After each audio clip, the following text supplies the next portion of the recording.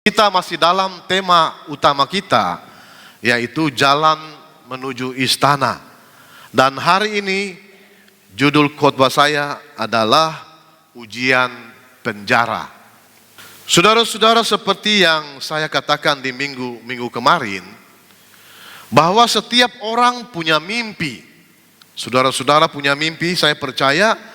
Tapi saudara tidak boleh lupa bahwa Allah juga memiliki mimpi untuk kita semua. Allah memiliki mimpi yang Dia ingin kita capai dalam hidup ini. Artinya, kita semua memiliki tujuan hidup dari Allah yang harus kita selesaikan, yang harus kita capai di dalam hidup ini. Jadi sangatlah penting bagi kita untuk menyelesaikan atau mencapai tujuan hidup yang Allah mau kita capai dalam hidup ini. Dan mimpi dari Allah untuk kita semua masing-masing berbeda-beda. Tetapi intinya adalah pada waktu masa hidup kita di dunia ini sudah selesai, pada waktu masa hidup kita di dunia ini sudah expired, seharusnya kita sudah menyelesaikan semua tujuan hidup yang Tuhan mau kita selesaikan di dunia ini. Jadi jika masa kita tiba selesai di muka bumi ini, seharusnya kita sudah ada di garis finish. Dalam artian kita sudah menyelesaikan pertandingan iman yang diwajibkan bagi kita masing-masing. Nah, saudara-saudara kekasih Tuhan, kebanyakan dari kita hidup dan berkonsentrasi pada mimpi kita sendiri dan bukan pada hidup di dalam tujuan Allah yang Allah mau kita capai di dunia ini. Mimpi adalah tujuan hidup pribadi kita, sedangkan Allah juga menginginkan kita hidup di dalam tujuan-tujuannya. Jadi saudara-saudara, betapa hebatnya, betapa luar biasanya jika mimpi kita sejalan dengan tujuan Allah di dalam hidup kita. Itu sebabnya saudara-saudara, kebanyakan orang yang hidup di dunia ini, mereka hidup hanya untuk mimpi-mimpi pribadi mereka, tujuan-tujuan pribadi mereka. Mereka hidup hanya untuk mimpi-mimpi mereka saja, yang sebenarnya pada suatu waktu akhirnya harus selesai di pintu kubur. Itu sebabnya saudara-saudara, kebanyakan manusia gagal menyelesaikan mimpi-mimpi Allah atas hidup mereka. Dan hanya ada satu alasan utama yang menghentikan orang dari menyelesaikan tujuan-tujuan Allah atas hidup mereka, yaitu karakter. Saudara, kenyataan yang kita saksikan adalah banyak orang tidak bisa menyelesaikan tujuan hidup yang Allah mau mereka capai di dunia ini, sederhananya karena karakter mereka tidak mendukung tujuan itu. Sebenarnya mereka tidak bisa mencapai tujuan hidup yang dari Allah itu karena mereka tidak siap menerimanya dan juga tidak siap menerima tanggung jawab untuk menyelesaikan tujuan hidup yang dari Allah itu. Tapi mau atau tidak mau, setuju atau tidak setuju, suka atau tidak suka, kita harus menyelesaikan tujuan hidup yang Allah mau kita capai di dunia ini. Jadi saudara-saudara, seperti yang saya sampaikan minggu kemarin, kita akan melihat kehidupan Yusuf sebagai contoh kasus. Yusuf memiliki mimpi dari Allah. Allah ingin ia menjadi seseorang yang memiliki pengaruh yang besar di dalam sebuah negara besar di masa itu. Saudara-saudara, tidak semua orang diberikan Allah mimpi yang seperti ini dan sebesar ini. Yusuf belum melangkah masuk ke dalam tujuan hidupnya pada waktu dia menerima mimpi ini dari Allah. Pada waktu usianya yang ke-17, dia mulai melangkah masuk ke dalam tujuan hidupnya ketika dia berumur 30 tahun. Pada waktu dia dilantik oleh Firaun menjadi orang nomor 2 di Mesir. Artinya, dia tidak langsung mencapai mimpi yang dari Allah itu secara otomatis. Tetapi dia harus melewati sebuah proses yang panjang. Dan saya menyebutnya sebagai ujian karakter. Menurut Allah, semakin tinggi ia ingin membawa atau mengangkat seseorang naik ke atas, maka semakin tinggi juga karakter-karakter yang harus dimiliki oleh orang tersebut. Di minggu kemarin kita sudah berbicara tentang ujian di sumur kosong. Kemudian kita juga sudah bicara tentang ujian kesombongan.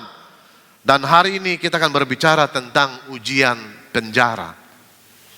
Saudara, seperti yang sudah kita ketahui bersama, istri Potifar menggoda Yusuf. Dia berusaha merayu Yusuf, tetapi Yusuf terus-menerus menolak. Dan akhirnya dia lari, dan pada waktu dia lari, istri Potifar berhasil menarik jubahnya dan memegang jubah itu sebagai bukti sampai suaminya Potifar pulang. Sewaktu Potifar pulang, istrinya mulai menceritakan hal-hal yang dia rekayasa sendiri dan dia karang sendiri untuk mendukung kejahatan dan kebohongannya. Dan akhirnya singkat cerita, Yusuf dimasukkan ke dalam penjara. Sekarang saudara-saudara, saya mau saudara memperhatikan ayat-ayat berikut ini. Di dalam ayat 21 sampai ayat 23 dikatakan demikian, tetapi Tuhan menyertai Yusuf dan melimpahkan kasih setianya kepadanya dan membuat Yusuf kesayangan bagi kepala penjara itu. Sebab itu, kepala penjara mempercayakan semua tahanan dalam penjara itu kepada Yusuf dan segala pekerjaan yang harus dilakukan di situ. Dialah yang mengurusnya. Dan kepala penjara tidak mencampuri segala yang dipercayakan kepada Yusuf karena Tuhan menyertai dia dan apa yang dikerjakannya dibuat Tuhan berhasil. Amin, saudara-saudara. Saudara, saya ingin saudara melihat baik-baik ayat-ayat ini karena ayat-ayat ini akan saya pakai dalam khotbah saya di pagi hari ini. Dan ayat-ayat ini saya dapat menarik kesimpulan dari ayat-ayat ini bahwa setiap ujian selalu berurusan dengan kecakapan untuk mengatur atau kemampuan untuk menata layan. Saudara-saudara, di dalam setiap ujian, saudara dapat melihat betapa baiknya Yusuf menata layan tindakan-tindakannya, betapa baiknya dia menata layan milik orang lain, betapa baiknya dia menata layan tubuhnya sendiri, betapa baiknya dia menata layan sikap dan kelakuannya, betapa baiknya dia menata layan pekerjaan-pekerjaannya. Semuanya berhubungan dengan penata layanan. Saudara-saudara, dengarkan saya baik-baik. Saudara tidak akan bisa mencapai tujuan hidup yang Allah mau saudara capai di dunia ini jika saudara bukan orang yang baik dalam hal mengatur, dalam hal menata layan. Kita harus menjadi seorang penata layan yang baik, karena itu sangat diperlukan untuk menggenapi rencana Allah atas hidup kita. Ujian penjara yang Yusuf hadapi secara khusus adalah ujian tahan uji, ujian tahan banting, ujian kegigihan, ujian ketekunan, ujian untuk menentukan seberapa jauh saudara memiliki daya tahan terhadap tekanan, seberapa gigih saudara bisa bertahan terhadap tekanan, dan seberapa tekun saudara bisa menghadapi tekanan kehidupan. Ujian ini berbicara tentang bagaimana Allah mengembangkan karakter tahan banting di dalam kehidupan kita melalui hal-hal yang sulit yang kita lewati dan tetap bertahan melewati hal-hal tersebut. Sekarang saudara-saudara, mari kita lihat Roma pasal 5 dan saya ingin menunjukkan kepada saudara apa yang saya rasa sebagai formula, sebagai rumus pembentukan karakter. Kita berbicara tentang tujuan hidup yang Allah mau kita capai di dunia ini, dan untuk itu kita memerlukan karakter-karakter tertentu untuk mencapai tujuan hidup itu. Dan untuk memiliki karakter-karakter tertentu ini, maka kita harus lulus ujian karakter. Saudara-saudara, saya percaya ada semacam formula, semacam rumus, semacam kunci, atau langkah-langkah sederhana yang bisa kita lakukan supaya kita bisa lulus ujian ini. Dan untuk ujian penjara ini juga sama. Di dalam Roma pasal 5 ayat 3 sampai 5 dikatakan demikian. Dan bukan hanya itu saja, kita malah bermegah juga dalam kesengsaraan kita, karena kita tahu bahwa kesengsaraan itu menimbulkan ketekunan, dan ketekunan menimbulkan tahan uji, dan tahan uji menimbulkan pengharapan. Dan pengharapan tidak mengecewakan, karena kasih Allah telah dicurahkan di dalam hati kita oleh Roh Kudus yang telah dikaruniakan kepada kita. Saudara-saudara, saya punya 4 poin yang ingin saya bagikan buat saudara-saudara semua di pagi hari ini. Poin nomor 1, kesengsaraan menghasilkan ketekunan. Roma pasal 5 ayat 3, kita malah bermegah juga dalam kesengsaraan kita, karena kita tahu bahwa kesengsaraan itu menimbulkan ketekunan. Saudara-saudara, dengarkan saya baik-baik. Saudara tidak perlu menginginkan atau mendoakan atau meminta supaya kesengsaraan itu datang di dalam kehidupan saudara-saudara. Kesengsaraan itu akan datang menemui saudara tanpa saudara undang. Jadi saudara-saudara, diundang atau tidak, dipanggil atau tidak, diminta atau tidak, kesengsaraan akan tetap datang juga. Mengapa saya katakan demikian? Karena itulah yang Yesus katakan di dalam Yohanes pasal 16 ayat 33. Semuanya itu kukatakan kepadamu, supaya kamu beroleh damai sejahtera dalam aku. Dalam dunia kamu menderita penganiayaan, tetapi kuatkanlah hatimu, aku telah mengalahkan dunia. Saudara-saudara kekasih Tuhan, Yesus mengatakan hal ini terlebih dahulu sebelum kesengsaraan itu datang. Apa itu kesabaran? Kesabaran adalah menunggu dengan kepuasan. Ini bukan sekedar menunggu sesuatu, bukan sekedar menunggu makanan pesanan saudara-saudara sambil memperhatikan arloji saudara. Itu bukan kesabaran yang saya maksudkan. Kesabaran yang saya maksudkan adalah menjaga hatimu tetap benar di saat saudara sedang menunggu sesuatu. Kedua, apa itu ketekunan? Ketekunan adalah berperang di saat engkau sedang menunggu dengan kepuasan. Dengan kata lain, ketekunan itu melibatkan sebuah peperangan. Ia melibatkan sebuah pertempuran. Ia melibatkan sesuatu yang sulit. Kita dipaksa untuk berperang melawan kemarahan karena ketidaksabaran kita. Saudara-saudara, biarkan saya beritahu saudara mengapa. Sebuah pengujian itu singkat saja, tetapi kesengsaraan itu panjang dan lama. Dengan kata lain, ketekunan adalah sebuah pengujian yang panjang dan sulit.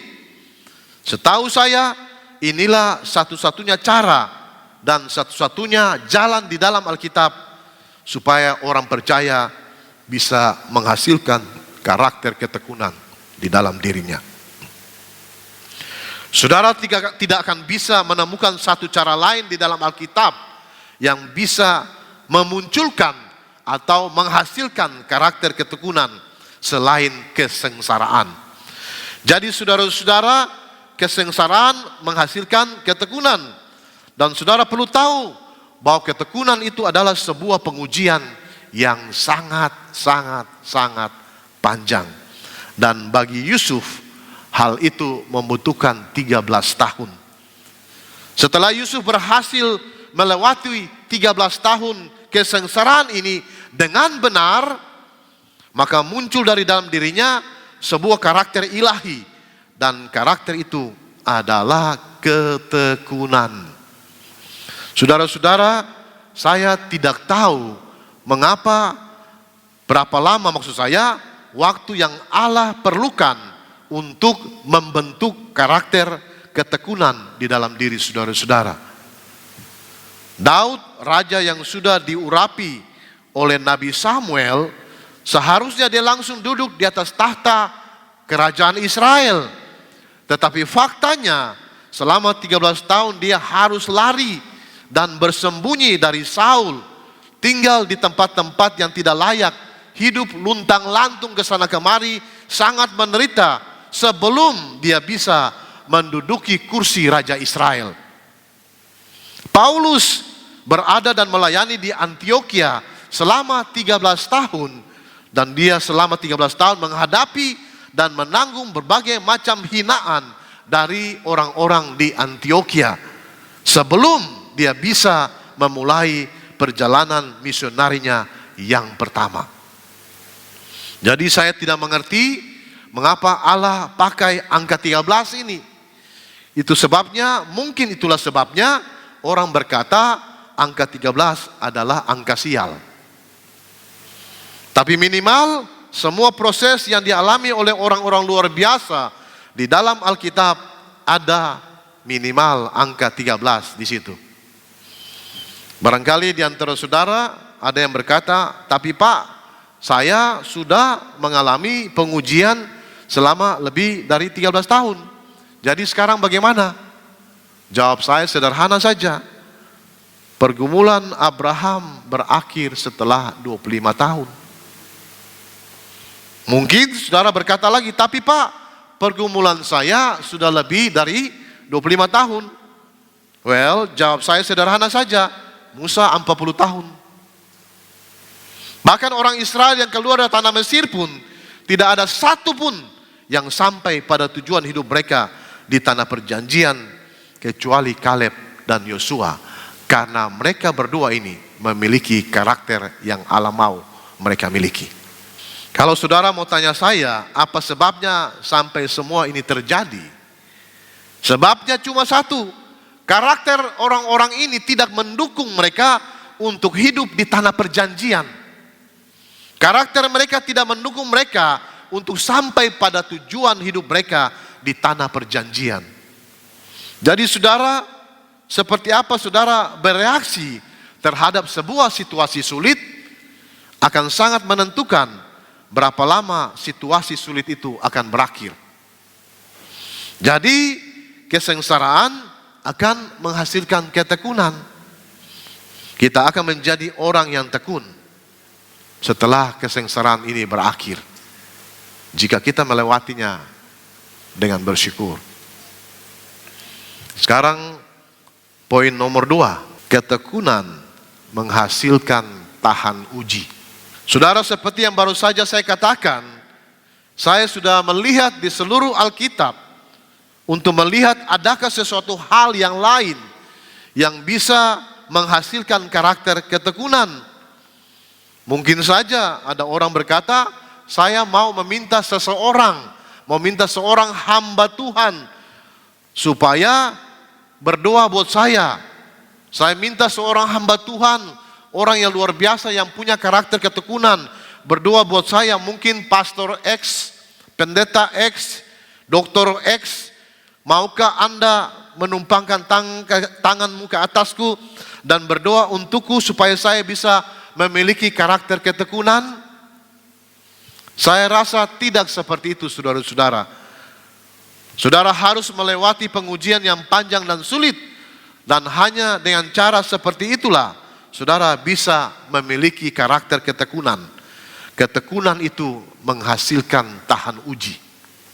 Saudara bisa perhatikan apa kata firman Tuhan.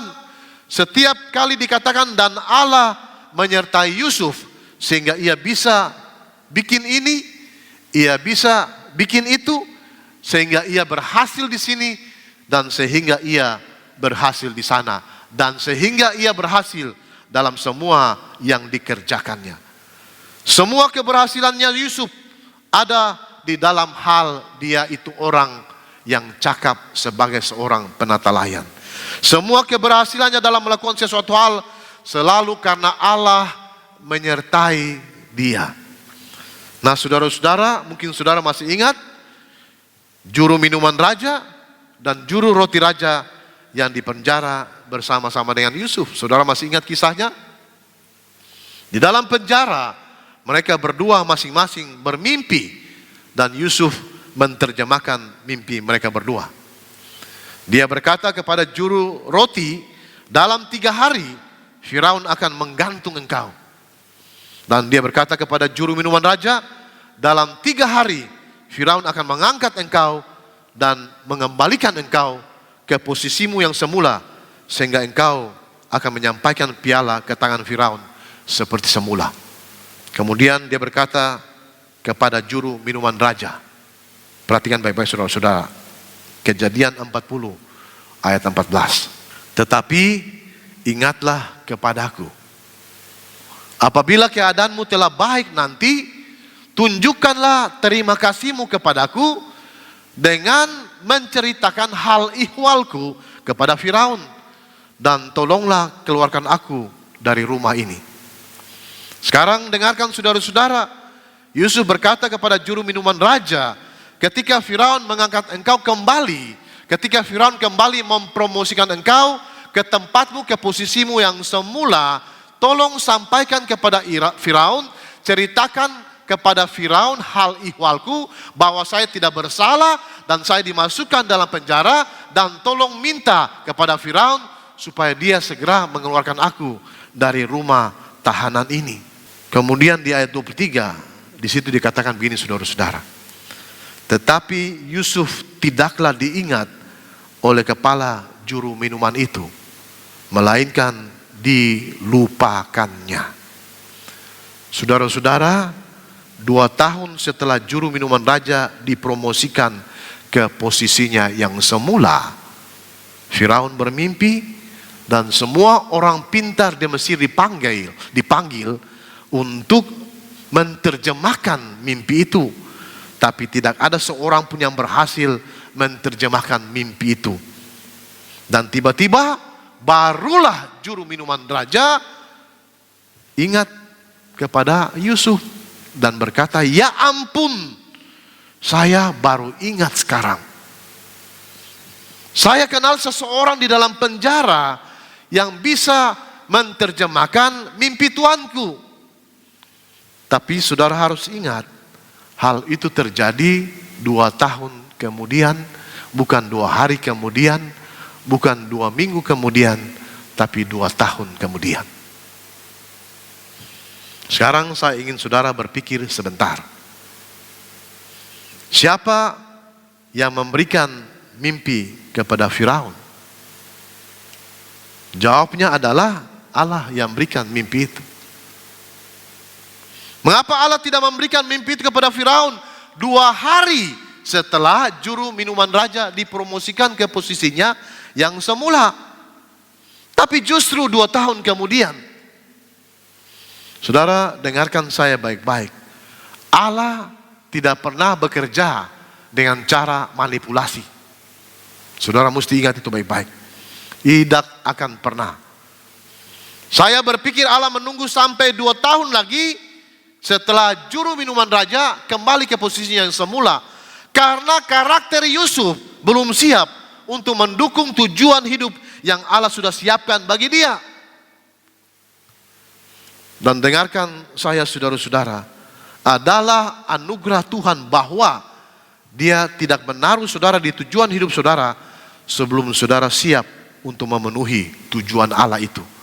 Jika tidak, saudara akan jatuh di situ nanti. Karena tujuan hidup dari Allah itu membutuhkan karakter tertentu, maka Allah menunggu sampai karakter saudara siap untuk mendukung tujuan hidup itu.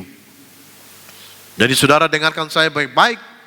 Kita harus berhenti memanipulasi situasi dan mengizinkan Allah sebagai satu-satunya yang menghargai kita, mengangkat kita, membawa kita maju, menaikkan kita ke atas, mempromosikan kita, dan memberkati kita jika waktunya sudah tiba. Jangan berusaha memanipulasi berkat Tuhan. Jangan berusaha memanipulasi promosi dari Tuhan.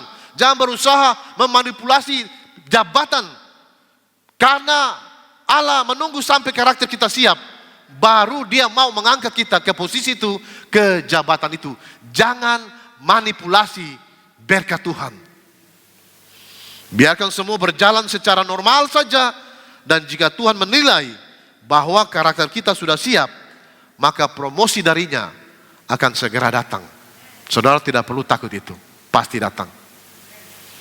Jadi kesengsaraan menghasilkan ketekunan, ketekunan menghasilkan tahan uji. Dan sekarang poin yang ketiga, tahan uji menghasilkan pengharapan. Saudara-saudara, semua yang saya jelaskan dari poin 1 sampai poin yang ketiga ini, semua ada di dalam Roma pasal 5. Dan saya tidak mengada-ada. Saudara bisa baca di Alkitab saudara. Tahan uji menghasilkan pengharapan. Saudara, karakter bukan hanya sekedar bagaimana kita berlaku dan bertindak dan berkelakuan, tetapi juga menyangkut bagaimana kita bereaksi terhadap satu situasi tertentu. Itu masuk dalam karakter. Yusuf melakukan hal yang benar, tetapi menanggung konsekuensi yang salah. Saya ulangi sekali lagi. Yusuf melakukan hal yang benar, tetapi menanggung konsekuensi yang salah. Saudara-saudara kekasih Tuhan, sekali lagi saya ulangi, karakter bukan hanya sekedar bagaimana kita berlaku, bertindak, dan berkelakuan, tetapi juga menyangkut bagaimana kita bereaksi terhadap satu situasi tertentu. Logikanya saudara-saudara, kalau kita melakukan hal yang benar, maka konsekuensinya adalah kita akan mendapatkan hal yang benar pula. Tetapi yang terjadi dengan Yusuf adalah jadi lain, semua jadi lain. Dia melakukan hal yang benar, tetapi menanggung konsekuensi yang salah. Saya mau tanya saudara-saudara, pernahkah hal seperti begini terjadi dalam kehidupan saudara-saudara? Pernahkah saudara melakukan hal yang benar dan ada seseorang atau sekelompok orang yang salah mengerti saudara? Lalu seseorang ini atau sekelompok orang ini menyebarkan kabar buruk tentang saudara, atau mengatakan sesuatu yang buruk tentang saudara, atau mengatakan kabar bohong tentang saudara, atau menyebarkan kabar buruk tentang saudara. Dan itu terjadi pada Yusuf. Yusuf melakukan hal yang benar, tetapi menanggung hasil yang salah. Ngomong-ngomong saudara-saudara, pernahkah saudara berpikir tentang mengapa sampai Yusuf ada di dalam penjara? Pernahkah saudara memikirkan hal itu? Untuk seseorang masuk penjara, seharusnya ada bukti baru bisa. Lalu apa buktinya sehingga Yusuf harus dipenjara? Saudara dengarkan saya baik-baik. Saya mau katakan kepada saudara-saudara bahwa setan itu tidak pernah memiliki trik yang baru. Saya ulangi sekali lagi, setan, roh-roh jahat tidak pernah memiliki trik yang baru. Selalu trik lama yang dipakai. Saya buktikan hal itu kepada saudara-saudara. Saudara masih ingat dalam khotbah saya minggu lalu? Apakah saudara masih ingat bahwa setan yang berada di dalam hati saudara-saudara Yusuf dan mengendalikan kejahatan mereka membuat bukti. Bukti yang direkayasa. Fabricated evidence. Mereka membuat bukti, tapi bukti yang direkayasa supaya bisa mendukung kejahatan dan kebohongan yang mereka ciptakan. Bahwa Yusuf sudah mati diterkam binatang buas. Sekarang saya mau tanya saudara, bukti apa yang setan pakai untuk mendukung kebohongannya ini? Bahwa Yusuf sudah diterkam binatang buas. Sebuah jubah. Jubah Yusuf yang direndam di dalam darah binatang. Sekarang perhatikan baik-baik saudara-saudara. Bukti apa yang setan pakai kali ini untuk mendukung kebohongannya bahwa Yusuf berusaha memperkosa istri Potifar dan akhirnya dia harus dimasukkan ke dalam penjara. Masih sama jubahnya. Setan tidak punya trik baru, saudara-saudara. Selalu trik lama yang dipakai. Sekarang dengarkan saya baik-baik. Apakah yang setan pakai untuk menipu dan menghancurkan hidup saudara? Apakah itu internet? Kalau saudara pernah jatuh dalam dosa melalui media internet, taruh sebuah pelindung di internet itu. Ada aplikasi-aplikasi yang bisa menolong saudara membatasi browsing saudara di internet. Atau gunakan komputer yang tidak memiliki internet. Lakukan apa saja, lakukan apapun yang harus saudara lakukan untuk mencegah saudara jatuh ke dalam dosa. Karena sekali lagi saya bilang, setan tidak memiliki trik yang baru untuk menjatuhkan saudara. Selalu trik yang lama. Apa yang pernah dia gunakan sebelumnya untuk menjatuhkan saudara dalam dosa di masa lalu, dia akan gunakan hal yang sama lagi, trik yang sama lagi untuk menjatuhkan saudara di masa kini. Dan dengan trik yang sama juga, dia akan menjatuhkan saudara di masa depan. Setan selalu menggunakan trik yang sama, karena dia tidak memiliki trik yang baru. Sekarang kita kembali ke persoalan kita. Yusuf ada dalam penjara. Di dalam Amsal pasal 13 ayat 12, di situ dikatakan demikian. Harapan yang tertunda itu menyedihkan hati. Saudara masih ingat ketika Yusuf menerjemahkan mimpi juru minuman raja dan juru roti raja. Juru roti memang digantung seperti yang diterjemahkan oleh Yusuf. Dan juru minuman raja kembali dipromosikan ke posisinya yang semula. Sekali lagi seperti yang diterjemahkan oleh Yusuf. Dan kita semua tahu, setelah juru minuman raja kembali ke posisinya semula, Yusuf begitu gembira dalam penjara. Mengapa? Karena dia tahu sebentar lagi dia akan keluar dari penjara. Karena juru minuman raja itu akan menceritakan hal Yusuf dalam penjara kepada Firaun. Dia tahu dia pasti akan keluar dari penjara dalam waktu singkat. Ternyata hal itu tidak terjadi, saudara-saudara. Harapan Yusuf kandas di tengah jalan. Karena juru minuman raja itu sudah lupa sama Yusuf. Ya mungkin karena terlalu senang bisa lupa. Seringkali kita terlalu senang kita lupa orang. Saudara-saudara, yang ingin saya tunjukkan pada saudara adalah sekalipun harapan Yusuf kandas, sekalipun apa yang diharapkan tidak terjadi, sekalipun harapan Yusuf tidak tercapai, Yusuf tidak bersedih hati. Yusuf tidak patah semangat. Dia tidak sakit hati. Mengapa? Karena dia masih tetap menunjukkan perhatiannya kepada orang lain. Jadi lebih banyak waktunya dihabiskan untuk orang, sehingga dia lupa dengan kesedihan hatinya sendiri. Dan yang paling penting adalah dia tidak bergaul dengan kumpulan orang-orang sakit hati. Dia tidak bergaul dengan kumpulan orang-orang patah hati. Jadi dia tidak saja melihat kebutuhan dirinya sendiri, tapi dia juga berpikir tentang orang lain dan kebutuhan mereka. Sehingga waktu untuk pikir kesedihan diri sendiri sama sekali tidak ada. Karena apa? Dia meluangkan banyak waktu untuk berpikir bagaimana bisa melayani orang lain. Seperti saya bilang tadi, dia seorang penata layan yang baik. Dia selalu berpikir bagaimana menolong orang lain dan bagaimana melayani orang lain di dalam penjara yang memiliki kebutuhan-kebutuhan tertentu.